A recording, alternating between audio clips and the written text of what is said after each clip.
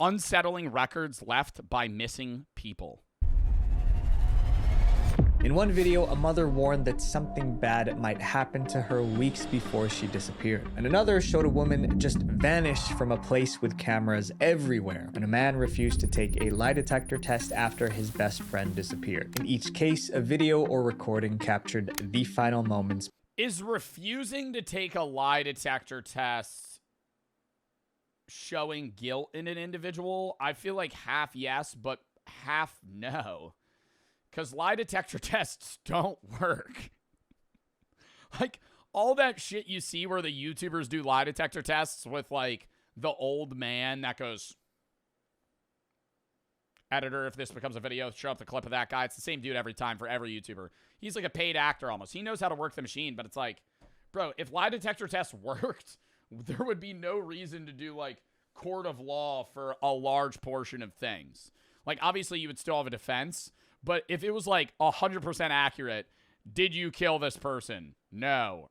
Lie. Throw him in jail. Like, they don't work. Psychopaths can pass lie detectors a lot easier than the average person. And then beyond that, you could be proven lying even if you're not, because you're taking a lie detector test. And when you get asked the question, even if you didn't do the crime, you get nervous as fuck. You tell truthfully and it shows that you're lying. Because it's just, isn't it your heart rate? Isn't it measuring your heartbeat?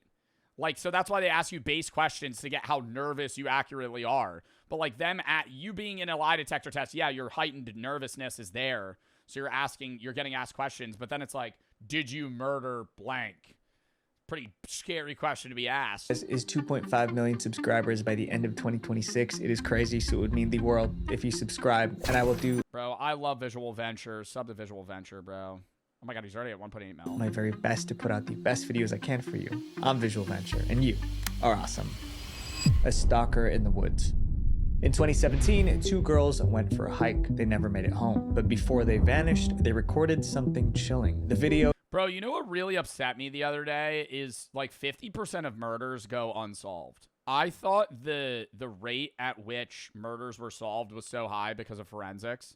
Like, the average person that's getting killed is not, the person that killed them's not being found, which is insane. Because I'm like, modern technology, I feel like they would be able to fucking get that shit, you know? But it's because I feel like it was skewed in my head because serial killers don't really exist in the same cadence or amount they did in the 70s, 80s, and 90s. And that's because of modern technology. Because if you're somebody that's killing 15 people in a pattern, you get found a lot quicker. So serial killers are far lower than they used to be. But like murders and unsolved murders are still high. What percent of murders go unsolved in the U.S.? 51 to 58%. Is that not crazy? So there's like, in your lifetime, there's always like odds where in your lifetime you're always going to pass somebody that's killed someone. But in your lifetime, you'll probably pass somebody that's killed somebody and gotten away with it. Isn't that wild? Especially in the U.S. or like certain countries that have higher murder rates. It's a significant historical decline. 50 years ago, U.S. law enforcement cleared 90% of homicide rates. Higher clearance rate. What does clearance rate mean? That they are or aren't finding them? Like they are finding who it is. So, but then how are they getting 90% of homicide cases from 50 years ago and now it's down to 51? So they're solving less murders? I'm going to look up 1970. What percent of murders went unsolved? 30% of murders went unsolved. Why are they higher now? Because there's just like more shootings and like other ways. Are people getting like smarter? Oh, documented murders as well. That is valid. That might skew it a little bit. Whereas like people used to just go missing more. It's more documented definitive murders. Girls were Abigail Williams and Liberty German. They were best friends from Delphi, Indiana. One day in February 2017, they decided to take a walk along a local hiking trail. Kids in Delphi went there all the time. I live pretty close to the trails. Dropping your kids off at the trails was just something that you did. It was just what kids did. It was considered one of the safest places in town, but that day the trail was about to become a crime scene. Abigail and Liberty walked, took pictures, and enjoyed the afternoon. Liberty even posted a photo of Abigail on Snapchat. In the photo, Abigail was standing— Oh my god, do they go missing right after this? If he zooms in on like a shadow figure in the fucking woods, I'm gonna freak out. on a bridge. She looked happy, but minutes later, the mood changed. The girls noticed something so disturbing. Oh, hell no. A random man following them with a fucking hood up? They decided to record it. A strange man was following them, and he didn't look friendly. To be clear, this video was not posted on Snapchat. Liberty only recorded it on her phone. The man kept his head down as he followed them. His hands were near his pockets. The girls began to panic. That's like a 60-year-old man. The girls began to panic. Reveals the growing panic as Abby asks her best friend if the man following them is still there. They try to move in a different direction, but the man kept coming close. Bro, they gotta— I feel like in this scenario, like, you gotta run away, bro. Like, as scary— like, because even if it's, like, awkward and he's just, like, walking, I don't know. Tailing somebody that close and hiking, I feel like is either rude or creepy. One of the two. Depending on how odd the scenario is. Like, if you're on a trail, you either— if you're tailing somebody like that, you either pass them or walk by. Like, the fact that he's just constantly walking behind them is so disturbing. Closer. You can hear nervous whispering as Libby steps off the trail. See, this is the path. They needed a way out, but the bridge and the trail gave them very few choices. And through it all, Liberty's phone was still recording. There's How'd they recover her phone, though, if she went missing? no path going there, so we have to go down here. Eventually, the man got close enough for his voice to be captured. He said 4 words to them. Hi. It sounded like an order. He was telling them where to Yeah, do you think he, like, pointed a gun at them or something? go. After that, the recording abruptly ended. Abigail and Liberty were supposed to come home later that day. When they didn't, their families knew something was wrong. They reported the girls missing. Search teams combed the area. Friends and family also asked for help on social media. After 20 hours of searching, Abigail and Liberty were found near the bridge. Someone Oh my god, they were found— they were found dead? ended their lives. Police found No. 2 key pieces of evidence at the scene. The first was an unspent bullet. They believed it came from the culprit's weapon. The second was the recording on Liberty's phone. It showed the final moments before the girls were forced away from the bridge. It was hard to watch. The town was heartbroken, but now they had a clearer picture of what happened. The Okay, so that guy definitively killed them. Like, that dude in the video followed them, told them to walk down the hill, probably showed them the gun, and then just shot them and left. What the fuck? And they haven't found him? video spread across the media. Abby and Libby were ordered down that I don't know. It's just like, because that's such a hard— dude, all you're going off of is that video and the bullet. Like, what are you looking for, dude? Just like a late old man, old white guy standing about 5'8" that wears blue clothing. That's like every single white dude in this town. hill, police say. From that point on, that True prints. small town had one mission: find the man in the video no matter what. Police officially I just feel like when you see shit like this, in my mind, I'm going by the trail. If I'm a cop, and I know they're doing this, if you see this happen, you see this guy in this video, they're going to a parking lot that's near the hiking trail and getting people to be like, where are your cameras? Where are your cameras? Where are your cameras? If you see a guy walk out of a car or somewhere else, you just retrace him over and over until you find where he is or was, and then talk to someone. The problem is, it's like, what year was this? And then also they're in the middle of fucking nowhere by a hiking trail. Like, there might not be any cameras. asked the public for help. The video of the man walking towards the girls with his head down was made public, and the public was encouraged to send in tips on who they knew this man to be. Soon, officers received thousands Yeah, that's the fucking shitty thing, is when you just release that shit to everyone and anyone, you're gonna get so much slop misinformation. 16,000 tips, maybe 100 of those have to be mildly useful. Like, the other shit has to be dead wrong, putting somebody down the wrong path, or they're just memeing, bro. Yeah, like somebody trolls and they're like, it's this, and it's fucking a picture of John Pork. Like, Dozens of tips. They interviewed more than 500 residents and potential suspects. At first, it seemed like the mystery man would be found quickly, but the opposite happened. They couldn't identify him. For nearly 5 years, no one was arrested. Abigail and Liberty's family were losing hope. Then in 2022, there was a break in the case. Police discovered that a man named Richard Allen was in the area the day the girls disappeared. Actually, his name was already on the list of suspects, but due to a filing mistake, investigators never followed up on it. I don't want to say that looks just like him because it's a 140p image, but I'm like, that fits the description. Short, stocky, old white man. Got a bit of a fatter face. With Richard Allen's information in it, it was marked cleared. Investigators testified they essentially forgot all about Allen. Police searched Allen's house. They found a firearm. Experts tested it against Oh my god, it uses the ammo. the unspent bullet found near the scene. It was a match. The bullet came Oh my god, why did he do it? That's what I always want to know. Is that crazy to say? I want to go, why did you just randomly decide to walk on a hiking trail, shoot 2 people, and leave? Like, there's always a motive of sorts. Like, why would you do that? Do you do that often? Like, is he just, like, a murderer that wants to kill people? Or is there, like, because it makes less sense when they're like, I don't know. I just wanted to kill someone. Like, what? came from that weapon. Allen was arrested. While in custody, he confessed to the crime. He also said he was sorry for what he did. At trial, prosecutors Why? And they always, because they always have to plead insanity or some shit, so they're like, I didn't do it. I didn't do this, that. Like, once they're guilty, I want to be like, bro, why? played Liberty's final video as evidence. Then Richard Allen was sentenced 130 years. to 130 years in prison. Wow. Justice was served 5 years after the crime. But Allen nearly got away with it. Without that phone recording, Bro, I know that's actually going to piss me off. He goes, I'm sorry. Why do you just murdered 2 people in the woods for no reason? Like, the man on the bridge might have stayed a mystery forever. This next case is about someone who predicted her death months in advance and filmed it all on video. The video in the vault. Susan Powell didn't know exactly what would happen to her, but she knew she was in danger, so she made a video to leave a warning behind.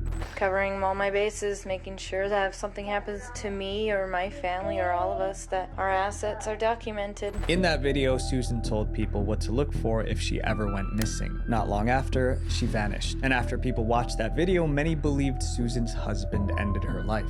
well, that's also like a statistical likely probability. Like, if a woman goes missing, it's not even a woman. It's usually just if anyone goes missing and they're presumed dead, they look into people in the area that would have had a motive, that would have had this, that would have had that. And there's like a 30% chance that it's like a spouse.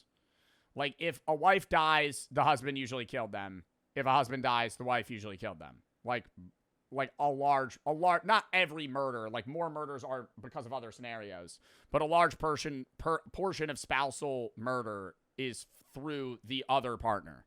34% of female victims are killed by their boyfriends or husbands or ex-husbands. So if a woman dies, there's like a 1 in 3 chance, not dies. If a woman's murdered, it's a 1 in 3 chance that it's a boyfriend, husband, or ex-husband. A few years earlier, Susan had a beautiful life. She married the love of her life, Joshua Powell, in the early 2000s. Friends saw them as a perfect couple. They were always holding hands. And then also, sorry, I'm going to put in another note here. When that usually ends up being a husband, men are much more likely to kill their whole family and then shoot themselves. That's like common. Not common. It's not like happening every day. But there's like, I think it's like 12 or 20 a year where like a husband kills this whole family. What is that called? There's a name for that. Familicide. Familicide. That's literally what it's called. A type of violence where a person kills multiple close family members like spouses and children. 90% of them are men, head of households specifically. They usually kill their whole family and then shoot themselves. 70 times a year. Every 5 to 7 days. There's usually a father that kills his whole family. That's fucking crazy. And I know there's like fucking 400 million people in the US, but that's like enough that you'll hear about one in like an area near you in your lifetime. Unless you live in the middle of nowhere. Money became one of their biggest problems. Joshua spent heavily on himself, but he nitpicked every dollar Susan spent. Joshua claimed he wasn't making enough money, so he pushed Susan to cut back on expenses. Eventually, Susan found a stable job to support the family, but even that didn't fix the marriage. According to reports, Joshua started controlling other parts of her life. He monitored her calls, he restricted her internet access. Susan needed to ask, What are we in fucking North Korea? We're restricting internet access on your fucking spouse? for permission to leave the house. His behavior shocked her so much that she wondered if he had mental issues. The same friends who once considered them a perfect couple noticed Josh's controlling behavior. Still, Susan stayed in the marriage. She wanted to keep the family together. And one day, Joshua made a decision that terrified her. In 2007, Joshua filed for bankruptcy. He owed hundreds of thousands of dollars. Around that time, he pushed Susan to get a life insurance policy. Susan And then he's gonna kill his wife? Oh, nah. agreed, but she didn't feel good about it. They ended up with a policy worth $1.5 Damn, so he had been planning on killing her for a while. I also gotta say, what a fucking idiot. You know, I'm like beyond how fucked up this is. You're gonna take out a life insurance policy on your wife and then kill her and she gets murdered and you're not gonna go, oh, I'm gonna be the first one they look at. Like, if you take out a life insurance policy and then die within a year, they're immediately looking at your family. million.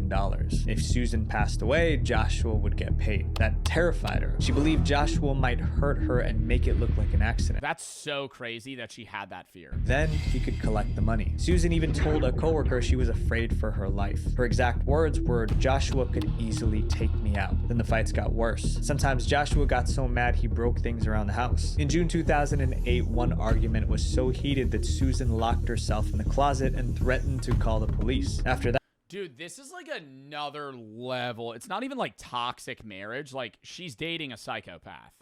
But like, not even, there are psychopaths that act like normal members of society and are nice people.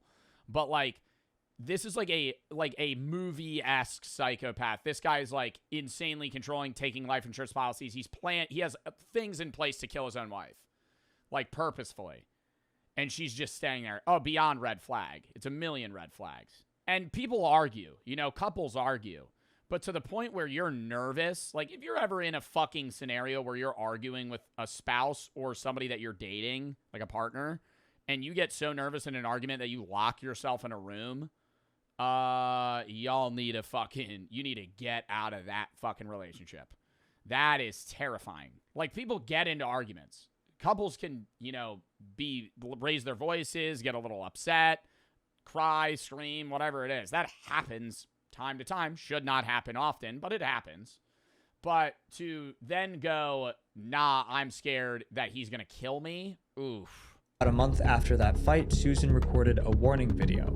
Covering all my bases, making sure that if something happens to me or my family or all of us, that our assets are documented. She described her fears about her husband. She also showed items Joshua broke during arguments. I had necklaces too. I don't know where those are. Just got in a rage, as you can see, and broke. Bro, it's so sad. Like you would have wished that she would have This- taken the kid, and then like moved out and lived with like a family member. Like, you fully separated herself, gotten a restraining order. Broke this and threw all my DVDs and made a mess because he was angry at me. Susan also wrote a will on a piece of paper. In it, she wrote, "If I pass away, it may not be an accident, even if it looks like one." Susan locked the will and the videotape in a safe deposit box at a bank. If something happened to her, this would become evidence. About a year later, something did happen. On December 6th, 2009, Susan was at home with Joshua and their two sons. That afternoon, a neighbor came over for lunch. In the evening, the neighbor left. After that, everything went downhill. The next morning, Joshua and Susan Powell both failed to show up to work. Their children also did not arrive at daycare. Then things became even more worrying. Neither Susan nor Joshua answered their phone. Concerned friends called 911. They told police the family was missing. Officers went to the house for a welfare check. While they were there, Joshua drove up to the house. He was with their two sons. The boys were 4 and 2 years old. But Susan wasn't with them. When police asked where he had been, Joshua gave a strange answer. He said he took the boys camping. That made no sense to investigators because there was a blizzard that morning. It was freezing. Why would anyone go camping in that weather? Besides, the boys were supposed to be at daycare. Like, bro, he had planned on killing her for that long and then I went camping. Like, like this guy, oh my God, sucks on every fucking level on earth. And then he feels fucking terrible for the kids because, like, who do the kids live with? And then you grow up knowing that your fucking dad killed your mom. Like, what the fuck? Like, those kids are gonna be, like, I always think about that, bro. Like, if you're a kid, like, if you're one of these kids, oh my God, you're growing up with every problem under the sun, you know? Or do they just not tell you? I would think that would be better. Is that fucked to say? Like, you don't tell them until you're older? Or do you think they should grow up with it? And that's, like, really hard. Do you tell them? Do you tell them when they're older, or do you tell them when they're younger? Like, you got to tell them at some point. You know, you can't live your whole life and your adult life as a lie. But it's like, do you grow up being like, yeah, you're... Like, I think when they're a kid, because they're 4 and 2, they're not really going to remember it much. But, I mean, they will know their dad's in jail.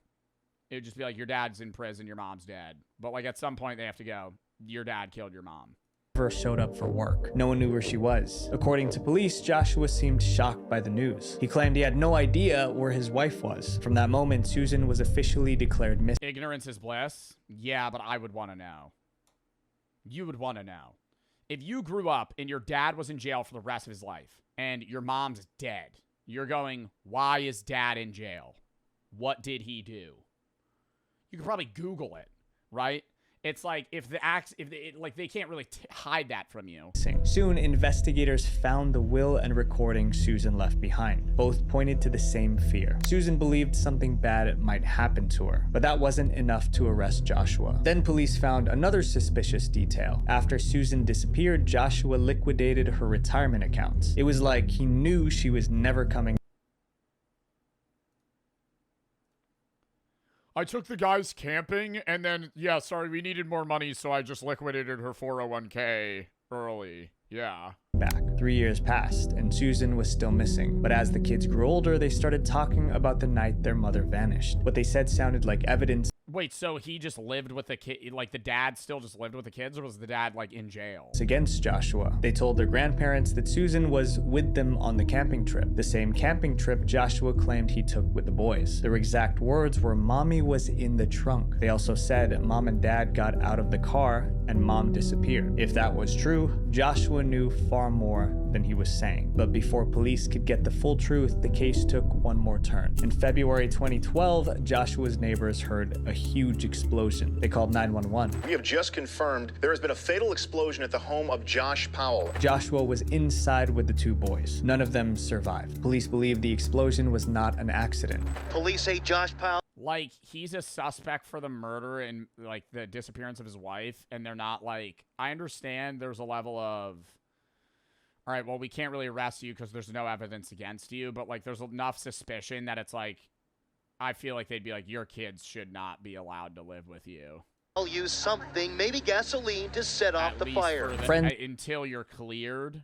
And relatives told authorities that Joshua emailed them minutes before the explosion to say goodbye. After that, the investigation into Susan's disappearance was suspended. She was never found. This next recording shows a woman because everybody knows arguing with the man who was kidnapping her. And the more she questioned him, the darker it became. The last phone call. In August 2010, Amber Tuccaro took a short vacation with a friend, but that trip became her last. Dude, I can't imagine killing your fucking wife. Like, killing your fucking wife. Oh my God. I think that's got to be like the biggest piece of shit thing you could do. Like, killing your wife and your kids and then killing yourself is like, you are the worst. Like, that's like the worst human alive, bro. Like, you've just you killed your kids. Or like your mom. Well, there's people that will kill their whole fucking family. Yeah, no, like sons that kill their moms. Bro, I think like that's, oh my God. Not even shut activity, bro. That's like evil. Like, And oh my God, I'm not going to get the subjective, objective morality. Yeah, bro, that's fucked. The final recording of her life captured her speaking to the man who likely murdered her. The chilling part was that Amber didn't even know she was being recorded. Amber's case began when she traveled to the Edmonton area in Canada. She was with a friend. They enjoyed the first day of their vacation. The problems began on the second day. That evening, Amber decided to visit the city, but instead of going with her friend, she went alone. We don't know why she wanted to go into Edmonton. Maybe she just had things to do. She never either told her friend or her friend never said. We don't know why. Amber left her motel and headed out. She walked out to a nearby road and started hitchhiking, climbing into a vehicle sometime between 7:30 and 8 p.m. I think hitchhiking's just the fucking scariest shit ever, too. Car pulled over. The driver offered her a ride. Amber got in, and the vehicle drove away. While she was in the car, she received a phone call. It was from her brother. He was in prison at the time, serving a sentence. Because the call came from an inmate, the prison automatically recorded it. The audio became the last time anyone heard Amber alive. Amber was talking to her brother when she realized the driver was taking her down a strange road. She wanted to go into the city, but they seemed to be heading in the wrong direction, so she asked where they were. Where are we by? We're just heading south of Beaumont. Bro, I kind of feel like I remember seeing this audio recording. I haven't seen the first two, but this one, is this an old video? No, it just came out. This I've heard, where this woman called somebody in a taxi and he's like answering questions really fucking weirdly, and it's like so clear that he's kidnapping her. They're north of Beaumont. We're heading north of Beaumont. Amber didn't trust the driver. They started arguing. Yo, where are we going? No, this is a... Are you f***ing kidding me? The more Amber spoke, the more worried she sounded. Hey, you better not be taking me anywhere I don't want to go. I want to go into the city. At this point, Amber seemed to understand the danger. She was trapped in a stranger's vehicle. She didn't know where she was, and the driver kept giving evasive answers. So where the f*** is road going to? 50th Street. 50th Street. Are you sure? Absolutely. Then the recording ended abruptly. The next day, Amber didn't return to the motel. Her friend was worried. Oh my God, bro. So she contacted Amber's mom back home. Tootsie says she and Amber were in constant communication. I feel like you gotta just try and jump out of the car. Like in that scenario, you call that shit, and I mean, he might have locked her in there, or like he's going really fast, but like even if I could go in fucking 30 miles an hour, bro, I'm jumping out of the car. So when she couldn't reach her on the second evening, she was immediately worried. Amber's mother reported her missing. Local police launched a search, but they found nothing. No body, no crime scene, no witnesses. Eventually, police discovered that the prison recorded Amber's final phone call. The prison handed over the audio. When the police listened, they heard Amber speaking to the driver. They also heard the driver answering her. That recording became... That's like really smart. Why did she called the prison because they record phone calls? ...their biggest clue. Police needed to find that driver, but all they had was his voice. Police released part of the audio to the public. We're asking the public's assistance to listen to the tape in hopes that someone recognizes the male voice of the driver and phones investigators with that information. A few days after that public appeal, there was a breakthrough. Someone found human remains in a rural area. It was close. Our brother called her. Close to where Amber was last seen. And she didn't know? Oh my God. Her brother just called her and she like butt answered? Forensics confirmed the worst. The RCMP confirmed today the human remains found on a rural property near Duluth, Alberta on Saturday, September 1st, 2012 are those of Amber Alyssa Tuccaro. Amber's case was now a murder investigation, but the only way to find the culprit was to identify the voice in the recording. At one point, 3 women said they recognized it. They each identified the same man, but after looking into him, police cleared that man. Over time, hundreds of tips came in. People kept saying they knew who the voice belonged to, but one by one, every suspect was ruled out. Bro, I can't stop thinking about this shit. If you are the family member of this individual, or like say like somebody like that, like are the cops showing you the body or like the pictures, or is it like, are you doing it? No, I feel like they are. If you ask, or they'll probably give you the option. They go, do you want to see this? Now, to this day, Amber Tuccaro's case remains unsolved. This next chapter is about a woman who vanished from a place with cameras everywhere and somehow no one saw where she went. Lost at sea.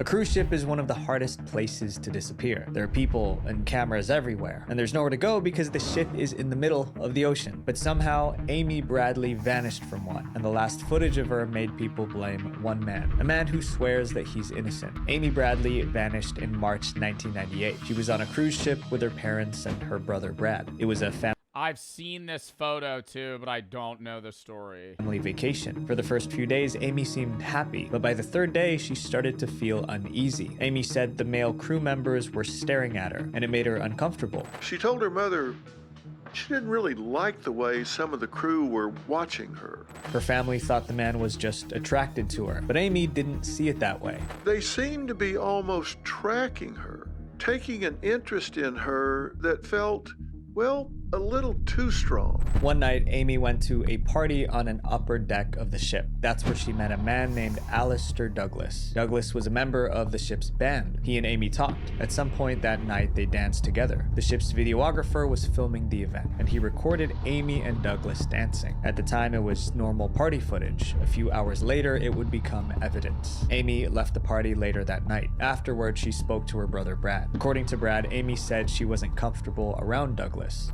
Brad would later recall that Douglas was flirting with Amy and getting a little too close.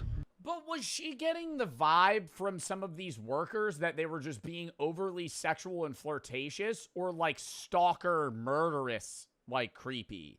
When she's like, they're looking at me, like in what way?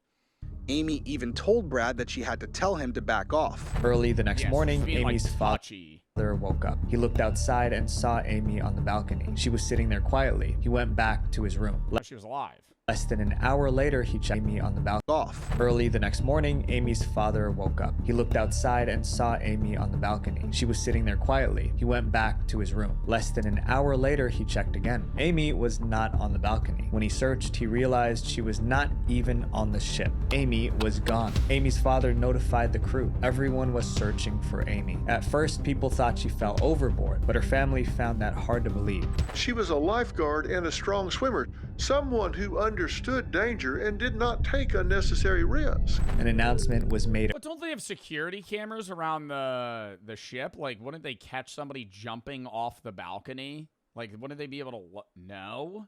So they just wouldn't know if you're gone? Across the ship, but there was no sign of her. Soon the FBI joined the investigation. They wanted to make a list of oh the my God, last this was 1998. Fuck, dude. Well, she could have fell off.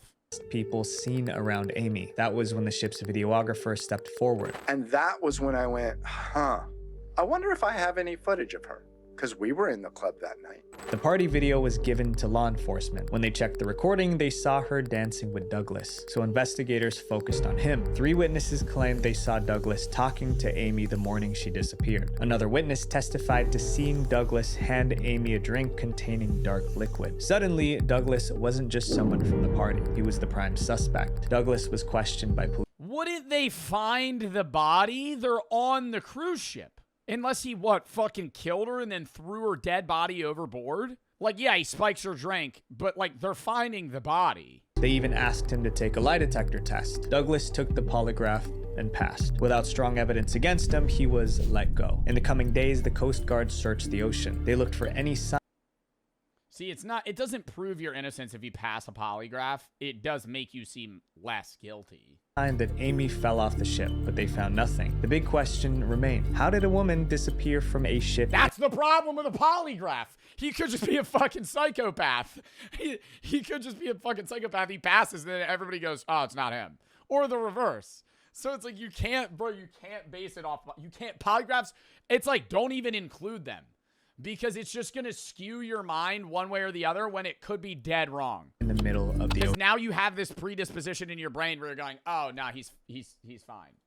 More than 20 years have passed, and that question hasn't been And they never found that out. answered. Amy's disappearance is such a big mystery that Netflix made a documentary about it. Over the years, people came up with theories. Some believe she was kidnapped by the crew members who were staring at her. Others think she staged her own disappearance to start a new life. And others believe she simply fell off the ship. Whatever the case, we hope that one day Amy Bradley will be found. I don't know, bro. I'm going to have the take. I don't know about 1998, but when I talked to the crew members on Virgin Voyages, they were from all over the world, and they were all like, this is a good job opportunity. Whether or not they were just saying that because they had to. Like, it's hard work, but it's like, yeah, I found this on LinkedIn. I don't foresee crew members kidnapping her. I think it would be like maybe another solo worker or someone else. They make $80K. I mean, it depends on the person on the cruise ship. Some make way less, some make way more. They work so fucking hard. They're working like crazy hours. They're working like 14-hour days on some days. Others think she staged her own disappearance to start a new life. That's a cornball take. Let me just tell you that right now. She staged her own death so she could start a new life. What? How would you even do? You have to get off the cruise ship. You have to get back off the cruise ship. Hey, who are you? Oh, I don't know. You're saying she staged her death by jumping into the water and then like swimming to Cuba?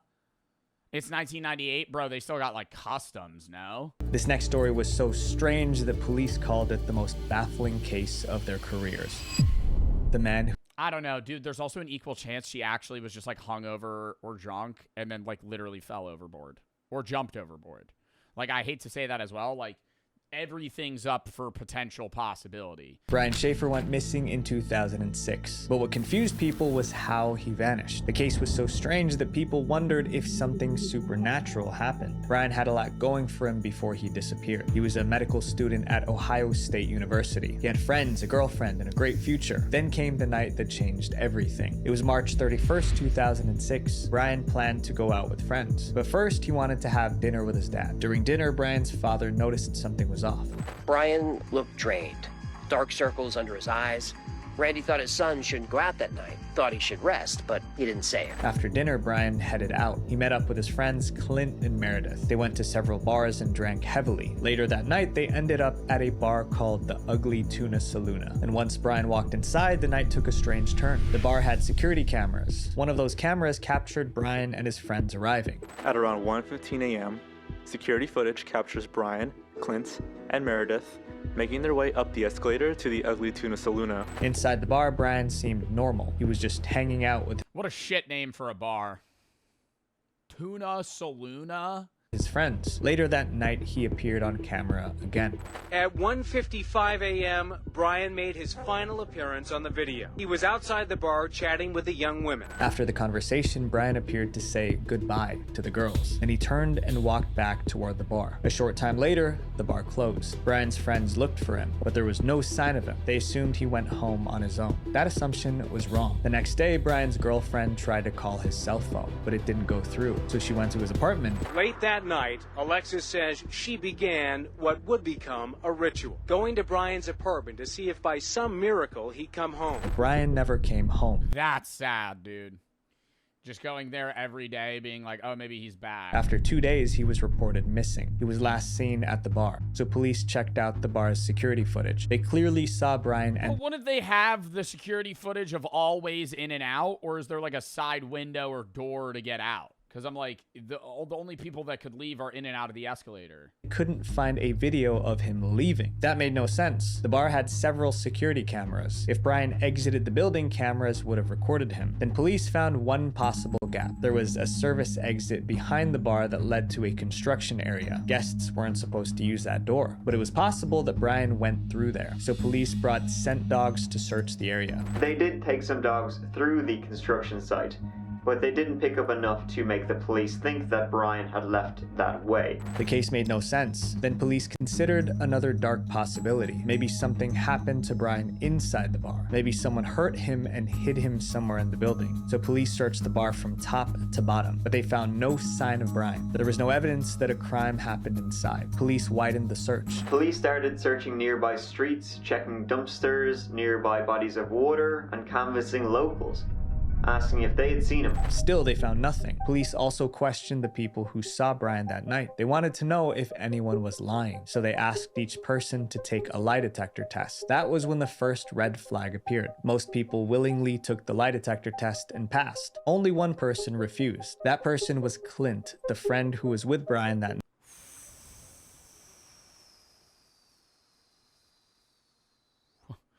Ooh. See, bro. Oh my God, no, but we're getting into this shit. It's weird that he's the only guy that said no. And it's that he's his friend. If it was a random dude that was at the bar and they're like, take a lie detector test. We want to know if you killed this guy. And you went no, I'd be like, whatever. You know, like a random old man that was like, I don't want to take that. But it's like, you're the friend that also wants to find the missing guy. Part of me thinks, you want to know what my mind immediately jumps to? And this is literally just like full on assumptive. I don't think Clint necessarily killed his best friend, but he might have given him like drugs or some shit that may have resulted in his death or kidnapping or some other shit. So it's like he's involved. Night. That made investigators suspicious, so they tried to question him again, but Clint reportedly stopped cooperating with the investigation. Brian's family believed Clint knew more than he was saying, but there wasn't enough proof to That's what I'm thinking. He knows more, but he's not necessarily the dude that killed him. Connect him to Brian's disappearance. And without evidence of a crime, police could not charge him. The case was stuck. No, it just ends. Brian's family and friends kept searching. They shared posters online and offline. Columbus police called it the most baffling case they ever encountered. Over time, people came up with theories. Some believed Brian staged his own disappearance, but the police found no evidence that he made any. Damn, that'd be crazy. Now Clint's framed as a murderer too, but Clint's really helping out his friend to like disappear. Any preparation to leave voluntarily. Brian's family rejected that theory too. Why would a second-year medical student want to throw away over 6 years of college, hard work, his family, and a girlfriend he loved? The second theory was much darker. People believed someone ended Brian's life and hid his body. But that theory had holes too. If Brian was attacked inside the bar, police would have found some kind of evidence. Other theories have come and gone, but none of them solved the case. 20 years later, Brian Schaefer is still... Can I stupidly say I want a layout of this building? You know? Like, I see the escalator, I see the bar. Where are the entrances and exits and bathrooms and places where you would fucking kill someone? Like... missing. And that CCTV footage is the most haunting part of the story because it showed where Brian was, not where he went. This next story is about a woman who thought someone was hunting her, and her final recording suggests she may have been right. The woman watching the door.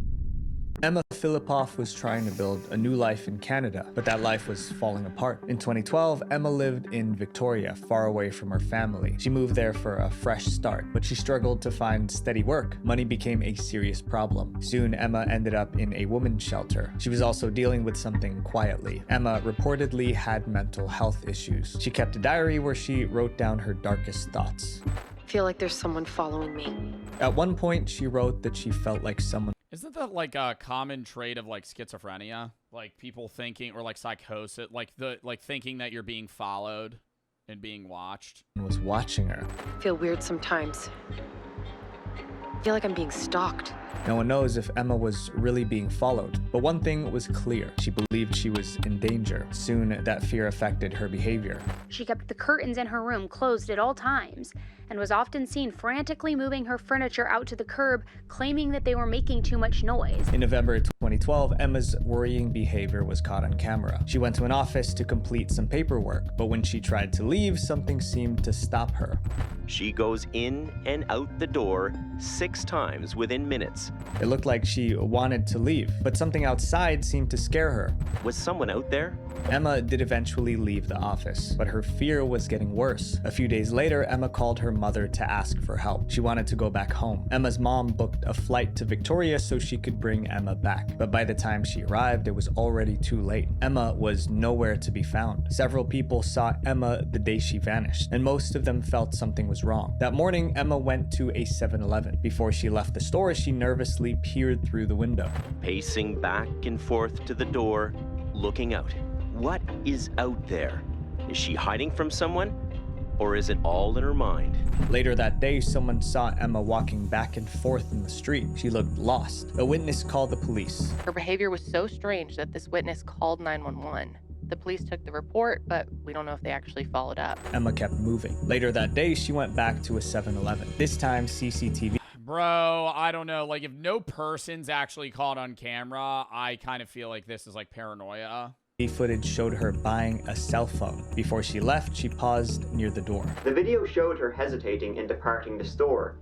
seemingly checking the street outside. That evening, witnesses saw her at a street corner. She looked disoriented, paranoid, and seemingly unable to cross the street. Someone called the police again. This time, officers arrived. They spoke with Emma and tried understanding what was happening. After talking to her, they decided she was not a threat to herself or anyone else, so they let her go. That was the last confirmed time anyone saw Emma Filipof. A few hours later, Emma's mom But wouldn't she have mentioned, like, somebody's following me? arrived at the shelter to take her back home. But Emma was not there, and no one could find her. The search began.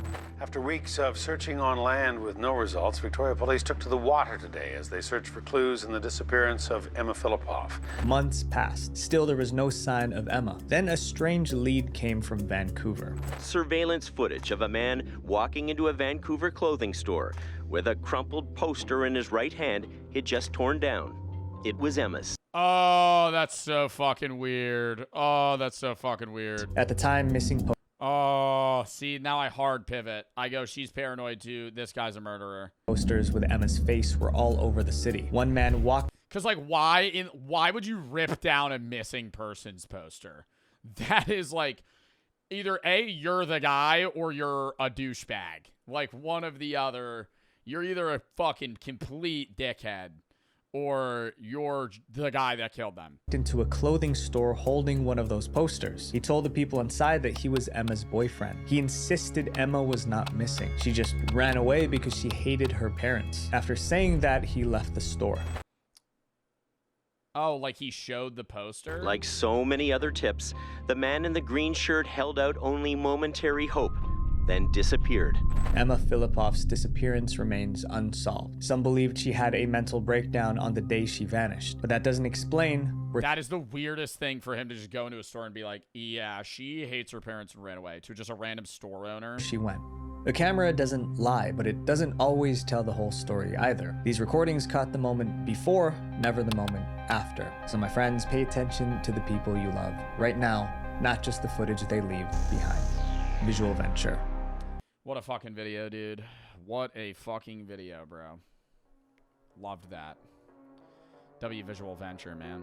Also, I gotta take a third piss before you hop into this video. I know, crazy, right?